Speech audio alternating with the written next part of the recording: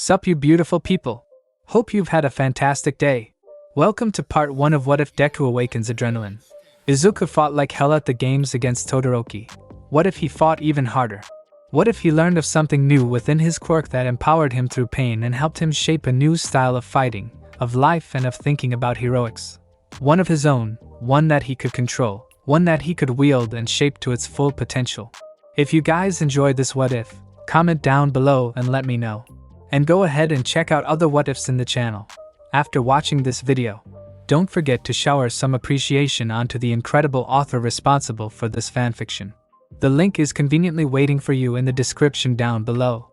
Before we get into it though, don't forget to subscribe and leave a like, and also share this video with your friends. So let's start this video. Blood. There was just so much of it. So much of it everywhere. It was leaking out of his body like water from a tap, slowly dripping with a repetitive and monotonous irritation that just rang all throughout Izuku's head at a constant pace, which only made it even more painful.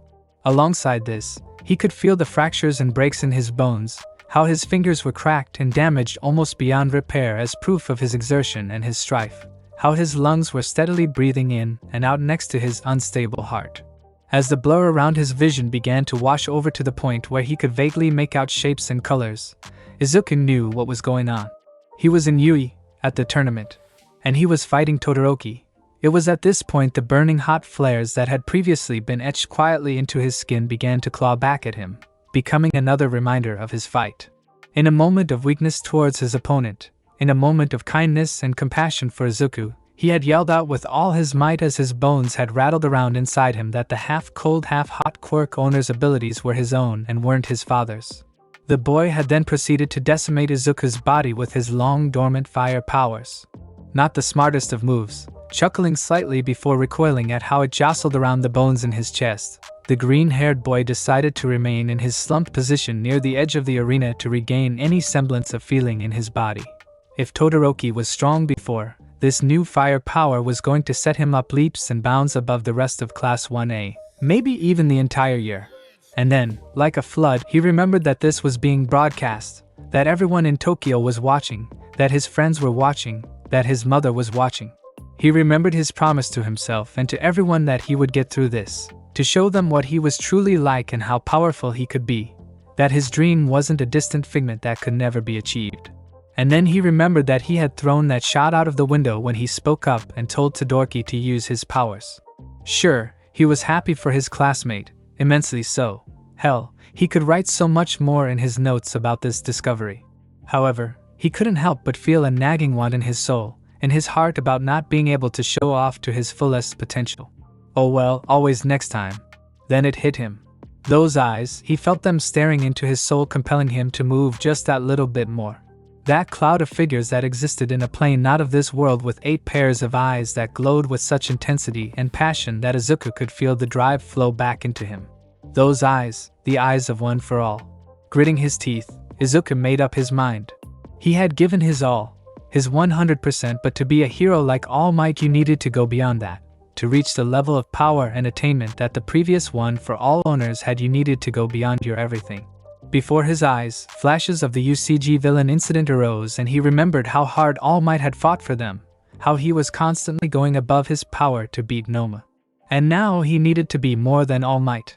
Curling his hand into a fist around the broken earth, he felt his bones mash and grind against each other unevenly, but he didn't care at this point. In an almost trance-like state, Izuku rose to his feet in a shuddered and shaking mess of human flesh. Soon, sound returned to his ears, yet all he could hear were the hushed whispers of the crowd and the sudden stopping of trainers dragging across the dirt. Lifting a shattered visage of his one healed hand to his face, he gritted his teeth once more as attempted to rub the blur out of his eyes, only to cover his palm in a thin layer of blood that was welling up from his mouth. Smirking, Izuku's eyes decided to clear. Before him stood the clearly shocked form of Todoroki Shudo, the son of Endeavor, stuck in a phase of stillness that spread over the whole stadium. Twisting his head, the green-haired boy caught the eyes of several teachers and students who all looked upon him with inquisitive and impossibly large eyes of worry. Foregoing their attention for his opponents, Izuku cracked the bones in his hands in a painfully loud way that set every nerve in his body on fire, but to him, all it did was fuel a newly built fire in his core. Round 2. Todoroki. In the stands, the rest of Class 1A could only look on in shock and disturbed glee as they witnessed the revitalization of Midoriya. None of them could have predicted this, that Izuku would be so willing and full of strength that he would be able to stand up and continue fighting after being so mercilessly beaten down by Todoroki's new powers and even his own Quirk's drawbacks. It was extraordinary what they were witnessing. Whoa, who knew Midoriya had it in him? Kirishima spoke up in a shaky voice, the red-haired boy glued to the scene before him just like the rest of the class. Yeah, and all this is coming after he had already smashed his bones to nothingness beforehand. Damn. Jiraiya couldn't help but agree, the punk girl twirling her earphone jacks around her fingers to seize her ever-growing tension. Some members like Hagakure and Mina were gripping the rail in front of them so tight that I could snap at any minute, worry and concern etched into the pink-skinned girl's face while the shuffling of feet and constant creasing of clothing told of the invisible girl's feelings about the situation. Others like Mineta and Kaminari were looking on with glazed-over expressions with a mix of jealousy thrown into their concern for good measure, while some were unreadable like Shuji and Tokyoyami who were looking at each other with an unknown expression regarding their classmate, and people like Ida and Momo were talking quietly about the possibilities of how this happened after Izuku had already taken this much damage. Some were like Uraraka, with the girl having folded in on herself with sheltered concern that leaked out into the world with her eyes still fully engrossed into the battle. And further still, others were like Bakugo who, while appearing uninterested and unconcerned, had their eyes locked onto the scene through the corners of their gaze. Best to say, everyone was waiting on bated breath to see the outcome of this new factor. With the teacher, they all watched in morbid curiosity as the crowd shuddered and cringed at the harsh cracking sound of Izuku's fist, the bones clashing against each other in a hard snap. Glancing at each other, they all began to quietly murmur about these new factors. Supposedly, the match should have finished a few seconds ago, but Izuku had gotten back up in time to still be in the game, and from this stand, All Might sat with a fierce veil of concern on his face as he looked upon young Midoriya. In his mind, Yagi couldn't help but feel responsible for this. It was his quirk that was making Izuku do this in the first place, make him hurt himself every time he tried to save someone or do any kind of heroic act, but also in his mind, he was confused and intrigued by Izuku's new actions. Sure, in his time being a hero he had had some exhilarating fights that had forced him to stand after being brutally beaten down, but this was something else entirely. While he was lost in thought, the quiet pitter-patter of footsteps drew the attention of no one as the principal made his way over to the skinny man's frozen form. Setting his tiny body down next to the man, the principal spoke in a hushed tone. "Do you know anything about this, Yagi?" Drawing the number one hero out of his stupor, the man quickly responded. "If I'm to be honest, no idea. Nothing to this extent has ever happened to me before." Raising his eyebrows at the taller man, the mouse gave a small sniff. "What about the fight with Chainsaw? Or the Hateful Eight? They both took you down to your last legs a few times, just like with young Midoriya now, so what do you mean?" Glancing down at the field, both men just sat there for a minute as they looked upon the smirking, battered form of Midoriya Izuku. All around his body, a thin veil of red and blue lightning crackled and sparked the air as his skin began to make marks and indentations very lightly on the flesh. And then there were his eyes. His pupils appeared small and almost empty amongst the much larger white layer of his scalp, but they were there, and they were conducting sparks and strokes of lightning like a generator until his eyes were lost in feeds of blue and red. When I was fighting them, I was fighting to save people and to help people. At the minute, Midoriya is finally being selfish. He is deciding to fight for himself and show his power. An almost villainous act in the eyes of some, but there is something else that is there within him. Something I just can't quite place, but trust me, it's there. Taking in a deep breath, Yagi turned to his successor once more. "And it will make him even stronger than I." In a dark, drab room in the middle of the city, a lone man sat in a room illuminated only by computer monitors and screens with his body hidden under layers of black and a hood. Idly, he was messing around with his fingers as he stared upon the forms of two boys on his screen, of a battle. Of the fight between Izuku Midoriya and Shuto Todoroki. And as he watched, he felt his face break out into an almost impossible grin. This was that boy from before, with the green hair that had threatened to stop his plans at the training center before All Might have showed up, this kid, Midoriya. "Huh, looks like you got some skill, kid. Show me more." A few blocks away, the sound of a low TV rumbled through decrepit and blood-soaked walls as two figures stood before it, bathed in its bright light. One was a girl dressed in the outfit of a schoolgirl with her blonde hair tied in a strange and uneven way that left 2 strands dangling on either side of her face, of which held a pair of yellow eyes and sharp canine teeth with a bright red blush adorning her cheeks. The outfit was also stained in a fresh layer of blood.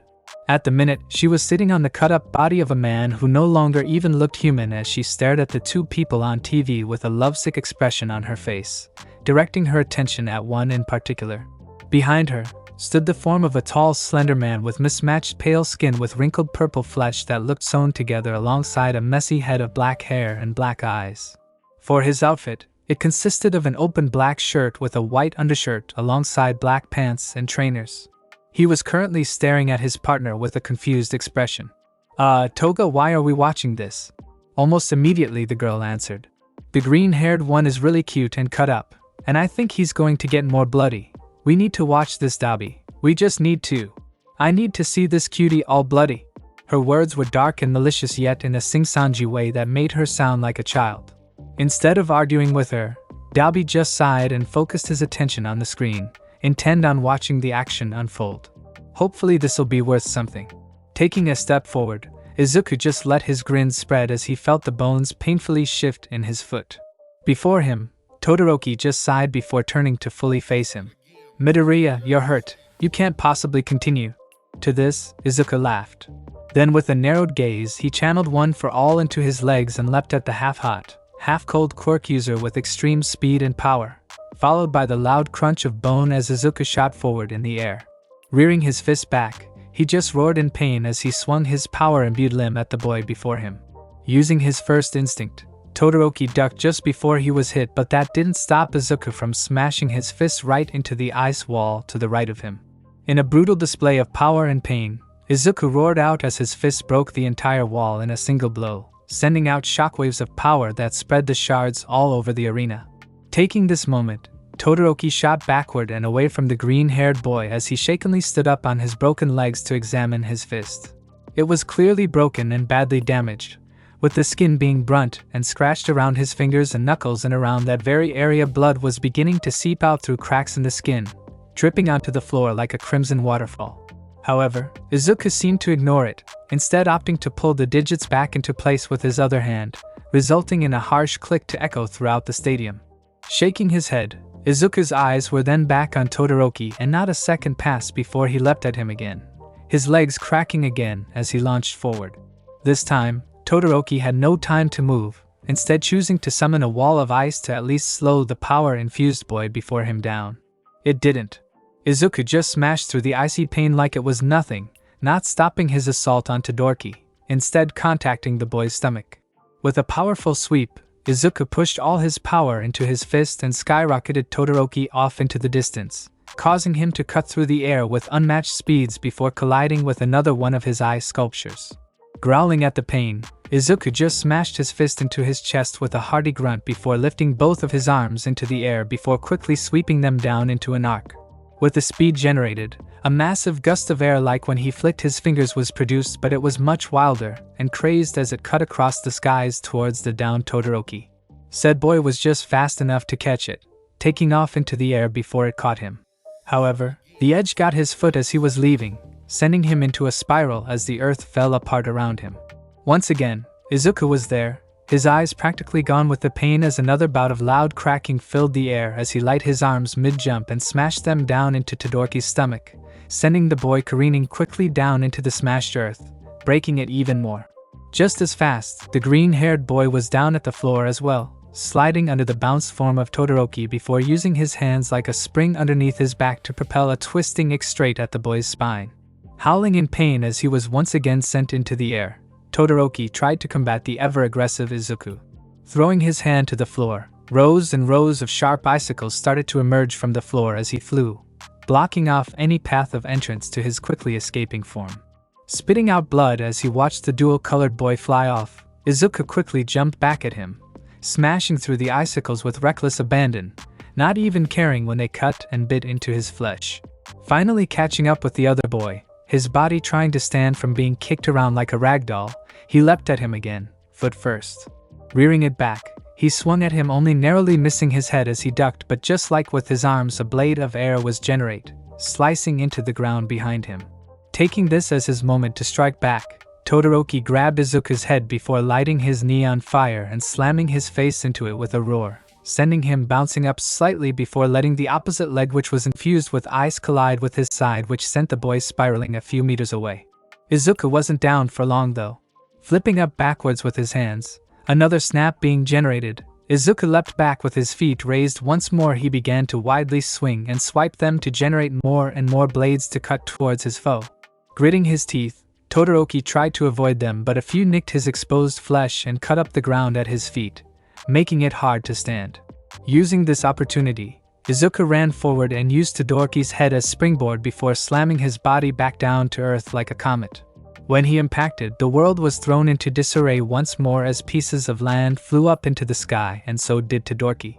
Growling, the boy noticed that Izuku was resetting his bones again, groaning as he did so, and so he used this as a chance to end this fight. Preforming a roll, he quickly navigated the floating pieces until he got to Izuku before he slammed a fist of fire straight into his chest, causing a massive explosion of heat and flames to disperse all over the stadium. Enough! With that shout, he watched as a silhouette of Izuku went flying off into the fiery inferno that had engulfed the whole other half of the stadium. Stumbling back, he took in many deep breaths and he began to feel the effects of Izuku's attacks. A few broken ribs and bruised muscles, thank God. His ice blocked most of the damage. Bending over, he just let the sounds of the stadium take over. However, he heard a noise from the fire. Almost immediately, all eyes were on the fire, and with a bated breath they watched as a figure began to emerge from the heat. Out of the flames, walked out an Izuku with gritted teeth and a broken body with blood and sweat dripping down his form. The top part of his outfit had been torn and shredded so much like the right side of Todoroki's outfit. He ripped it all off and threw it to the fire. Due to this, his rather built and lean form was exposed to the world, and despite the situation, many girls found themselves blushing at the display of hard muscle on display on this once scrawny boy. Strange and intriguing would be the word that they would describe it as. Not even taking note of their stares, Izuku just focused all attention on Todoroki before he started off into a gentle jog. Todoroki copied. This then morphed into a sprint from one side to the other. Todoroki copied again.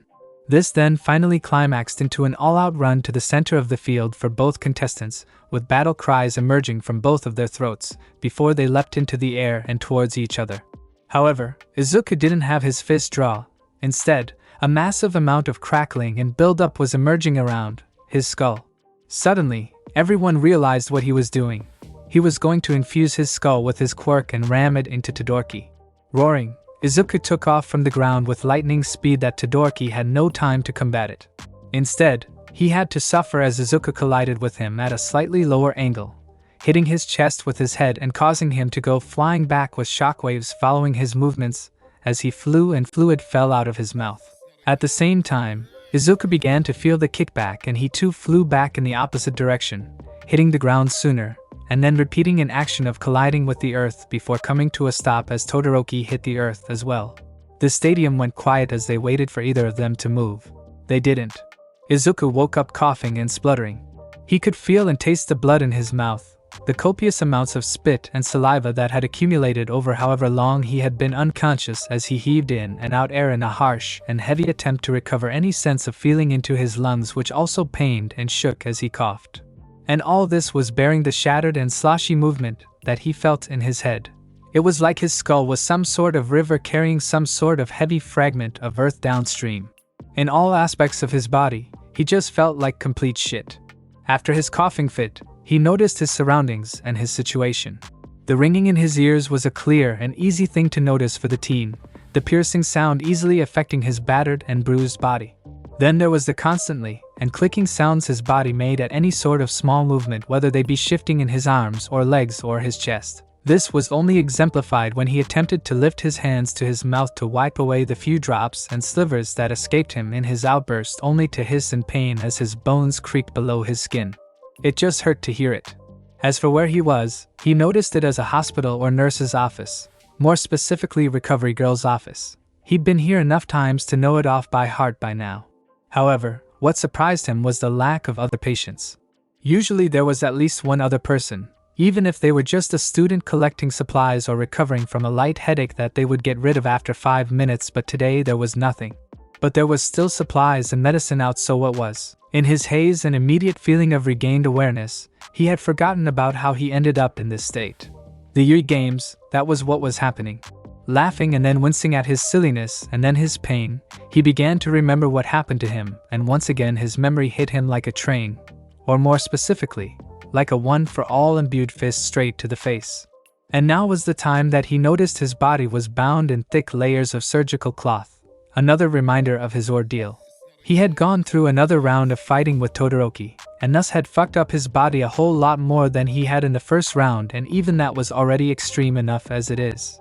Broken fingers with rings of reddened skin, exposed knuckles that bled rivers of red, splintering flesh of his arms and legs that just held up with his attacks as to not force his bones straight out through the skin, and to top it all off, a broken skull that he had used as some sort of last-minute attack strategy that Izuku swore was due to him watching too many Quirk-related animes and cartoons.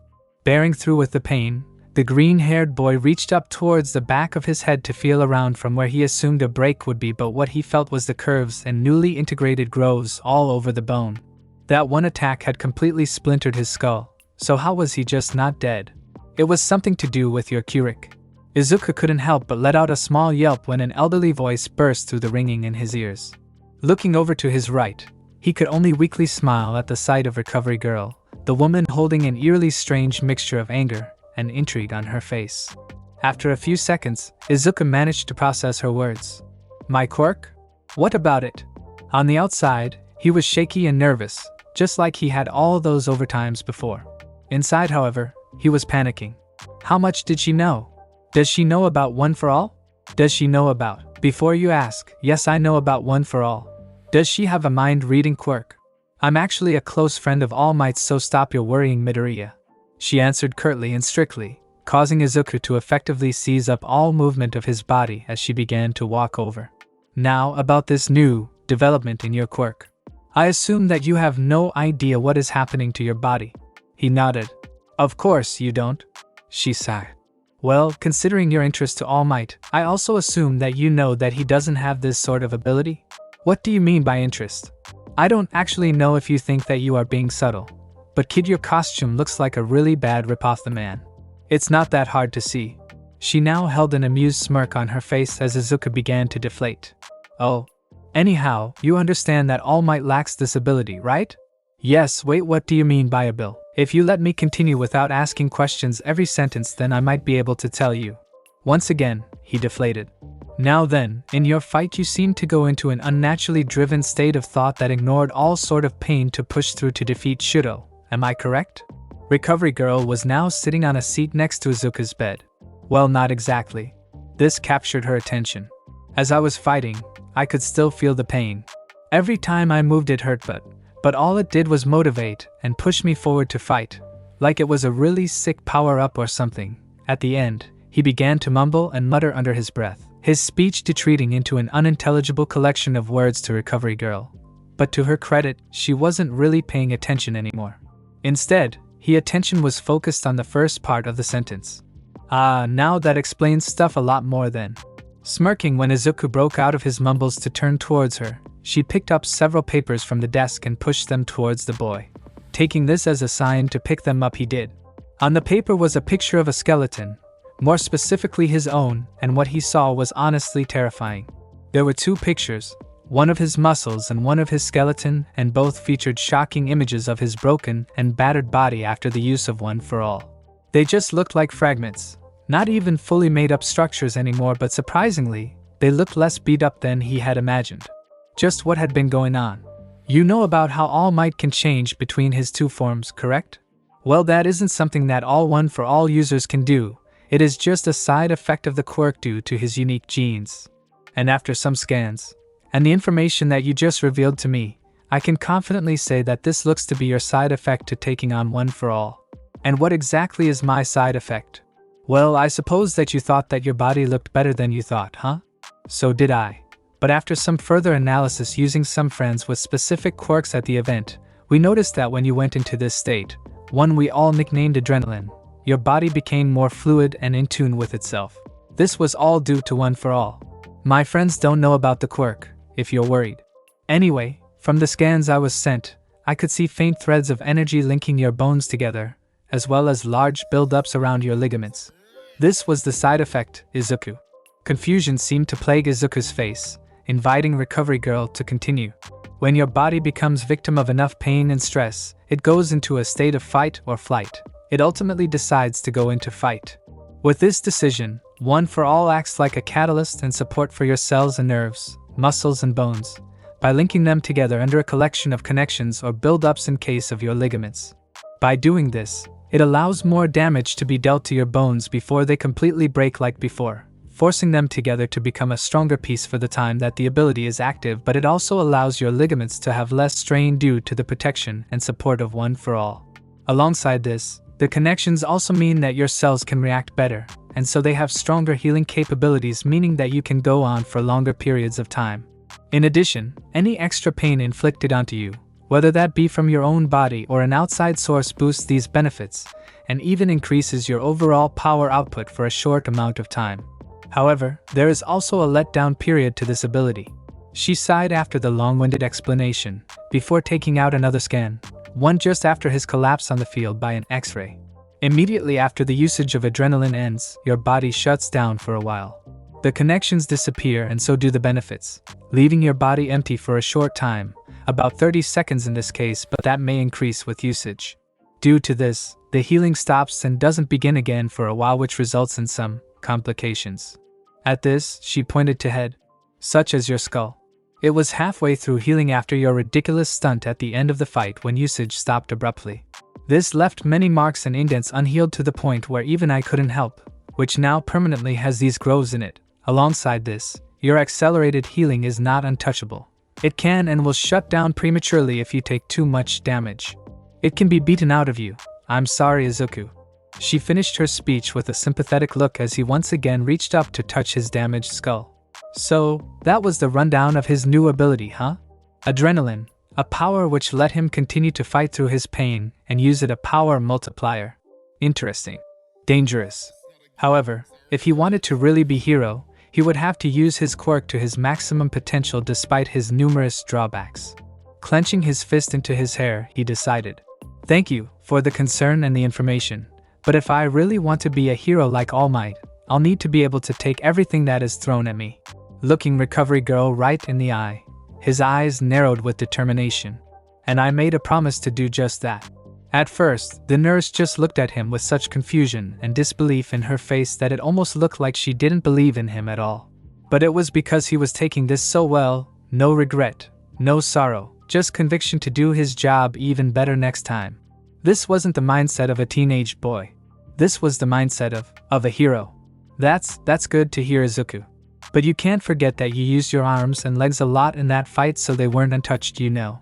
Carefully, she leaned over and began to unwind the wrappings on his arms. What Izuku saw made him flinch, but he had witnessed worse in his short time as a hero in training. On both of his arms were numerous cuts and bruises, scars that stabbed at and scarred his skin to the point where both of his hands appeared mildly deformed and misshapen. They would never be the same, and somehow, he could accept that. This is, different. That got a chuckle out of her. Now, not that I don't like this new attitude of yours, Izuku, but you need to remember that this ability doesn't make you invincible, then you will be hurt even more, maybe even die. A heavy silence suddenly filled the air.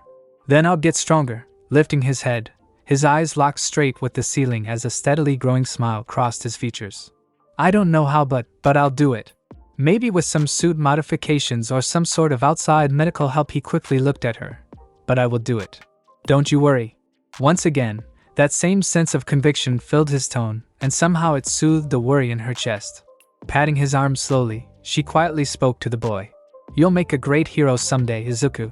Getting off the chair, she began to walk towards the exit until Izuku remembered something. Hey, how was Todoroki? Oh, him? He was fine, however, you cost him his place in the finals, that's for sure.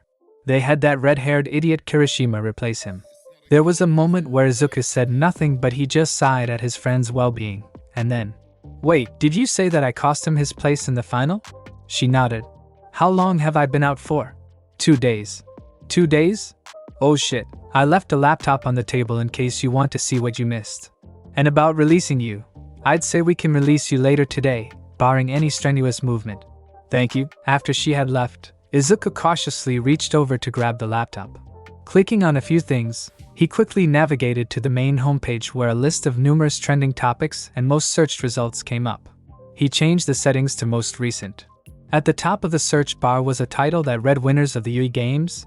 Clicking on it, he was taken to a page where the top 3 were revealed.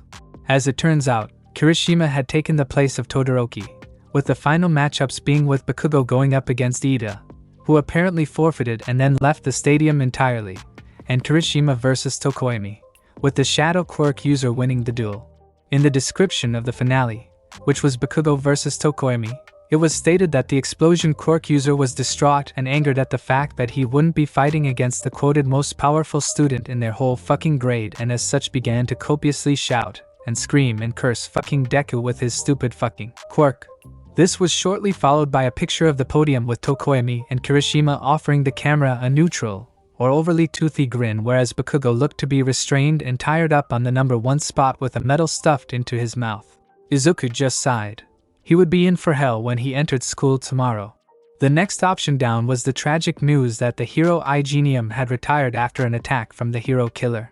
Almost immediately, Izuku began to worry for Ida, the boy having told both him and Yurika about his brother a while back.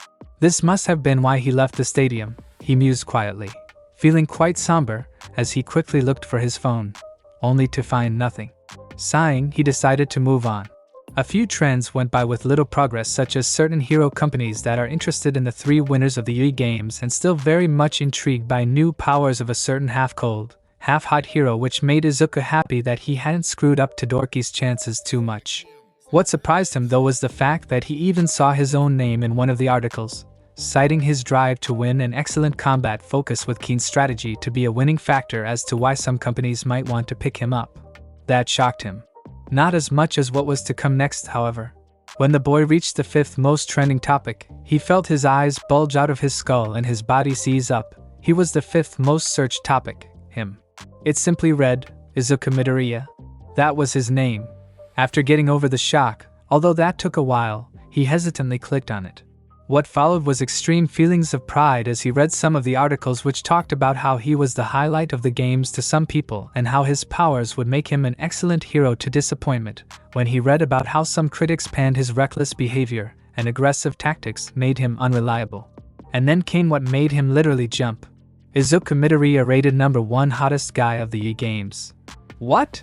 Plagued by his own intrigue, he clicked on it, only to find a broad and bold picture of his shirtless form during his fight with Todoroki to appear on screen with a brief description of his likable traits and qualities. Turns out, person who had written this attended Yui and had heard of Izuku before, per her notes, of which cited that he was nice and handsome with that sort of awkward personality that would make a girl coo and scream in awe at, while his personality was still tough enough that he could protect you and make you feel safe. Also, his muscles were such a nice set that it put some modern bodybuilders to shame with their attractiveness. It was fair to say that Izuku was so read and so deep into his covers due to the compliments that he was sure that he was going to pass out again. After that, it was just a link into the rabbit hole of Izuku's newfound fame. The article after that was talking about Izuku and how he could be of use to certain bigger hero companies, as well as talking about his similarities to famous heroes like All Might. A compliment like that made his heart soar with pride. He was compared to the All Might. Then, he was plunged back into a sea of embarrassment when the next article once again talked about his attractiveness and strife compared against not only other members in his class, but also other famous heroes.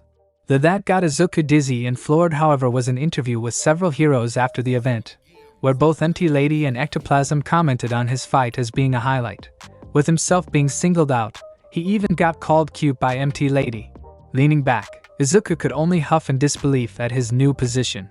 Looked like he had a following. Sitting around a table at the school, the girls of Class 1A sat talking, more specifically about the Yui Games that had taken place 2 days earlier.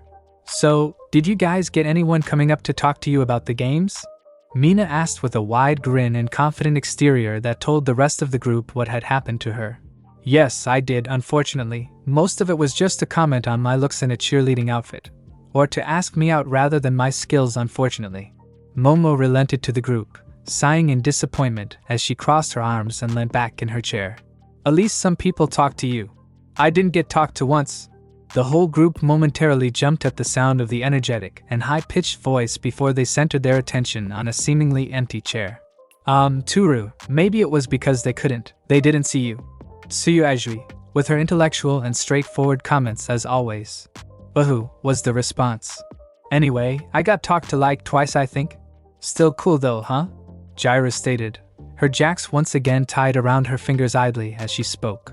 For a while, they all waited for the other member of their group to comment, only to get silence.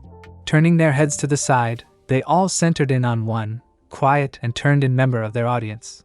Yururika? Did anyone talk to you? Finally taking note of her friends, the southern girl shot her head up quickly to see the rest of them staring at her, causing a faint red blush to dawn her already rosy cheeks. Huh. Oh yeah, I got talked to, she quietly murmured before returning her eyes to her lap. The rest of the girls knew what she was thinking about. You still worrying about Izuku? As a stark contrast to her actions a few moments ago, Yururika's head shot up almost immediately with an even redder face than before. What are you talking about? The rest could only chuckle at the shameless display of affection. You don't have to be like that. We all get worried about our friends. Mina answered with a smug grin adorning her pink skin. Yururika responded to the taunt with silence. Speaking of Izuku, who would have thought that he had it in him? Toru spoke up, the usual enthusiasm gone from her voice in place of admiration and concern for her classmate. What, have it in him to go through so much pain and anger to win the fight? Momo asked, looking towards the invisible girl's general direction. Or the fact that he got that set of muscles? Now everyone had red faces because of a topic that no one had really talked about, being bought up by the ever-enthusiastic Tsu. Well, there is that aspect of it, but mostly that change that he had when he went down. With a small giggle, the pink-skinned girl of the group elaborated for the rest of them. Yeah, like before he did all this stuff with his fingers to attack, but that whole thing was something else entirely. Jaira stated, but now she was looking down at her phone, typing something away on the keyboard. More like someone else. Yururika's quiet voice hit the rest of the group like a ton of bricks. In her voice, there was so many different tones were showing through. Yeah? Are you alright? Cautiously, Mina started to speak up, but before she could answer, Jaira's voice shot through. Holy shit. Quickly shoving her phone into the middle of the table, everyone felt their eyes bulge as they looked upon the information presented to them. Before them sat the name of their classmate at number 5 on the trending list. Wow, that's a thing. A seemingly invisible gust of wind turned the phone around at a 90-degree angle, showing the information to Toru a bit better. I wonder what it says. Reaching a hand over cautiously, Mina quickly touched the screen, and after a few seconds of tension, it appeared to what? Izuku Midoriya rated number 1 hottest guy of the games. Alongside that, a picture of Todoroki and Izuku's fight appeared, more specifically an image of when Izuku ripped off his shirt. Oh, well, at least we have something to compare to, instead of going to our memories. Following up her action, Mina started to giggle nervously as a thin veil of lilac dusted her flesh. This was shortly followed by the creasing and moving of clothes awkwardly to give Toru's answer. Everyone had relatively the same reaction, but Yururika. She just sorts of froze while staring at the picture. Everything but the blood flowed to her cheeks, that is. This trance was only broken when the bell signaling the start of form chimed, causing all the girls to look at each other before quickly moving to their seats just as awkwardly as other people began to walk in. Today was gonna be weird. In a dark room, Dalby was trying to focus on reading up on some of the latest villain-based events. After glancing through them, it always came back to one group, the League of Villains.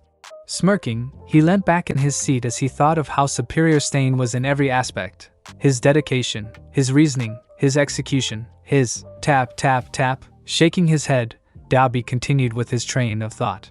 Flipping back a few pages in his notes, he noted that the League tried to attack Yui a few weeks back with some sort of pre-made creature with a multitude of different quirks that could supposedly go up against All Might himself.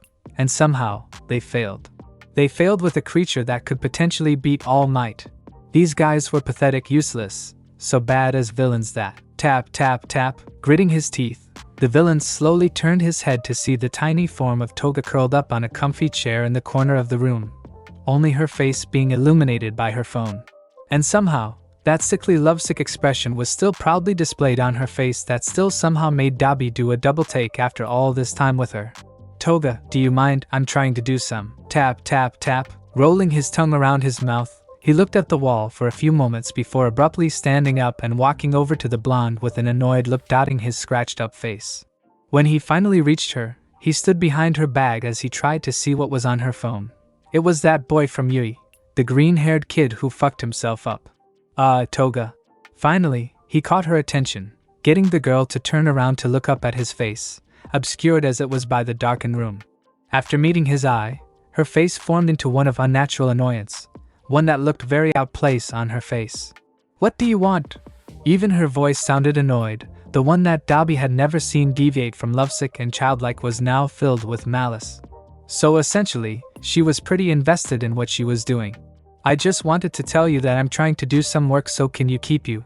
He paused, glancing over her to see that she was currently stuck on a picture of the boy in a shirtless state, with numerous cuts and marks staining his body, creeping to a minimum while I do so. As quick as the words flew out of his mouth, she turned back to her own work, quietly shooing the fire Quirk user away with a small yeah. To this, he happily did just that. As she looked forwards, Toga began to lose herself in the boy's eyes once more. At first, she was just intrigued by his scars, by his cuts, by his battle damage that had been dealt by his own Quirk. That was the start. Then she started to look up more about him. First it was his name, then his age, then it was what people thought his Quirk was, then it was videos of his fight, and before she knew it, she was looking at his pictures and was no longer interested in his cuts, but his eyes. In all the pictures, the videos, she saw that the green orbs had something lacking in them, had something missing that would make a person whole. Like her. Quietly, she began to stroke the side of her phone, biting her lip as she did so. Izuku was cute as well, even without the cuts. But the fact that his Quirk seemingly relied on pain only increased his attraction in her eyes. Plus, who doesn't love a forbidden romance? Smiling brightly, she felt her body shudder as her biting managed to draw out a few drops of crimson onto her tongue. Toga was determined to make Izuku bleed for her. Thank you so much for joining me on this incredible journey today. I hope you enjoyed exploring the fascinating what-if scenario of Deku. The possibilities were truly mind-blowing. If you found this video entertaining and thought-provoking, don't forget to give it a thumbs up, share it with your friends, and subscribe to the channel. Your support means the world to me and inspires me to bring you more captivating content in the future. Stay tuned for more exciting what-if stories and other amazing videos coming your way. Until next time, take care, stay curious, and keep embracing the power of imagination.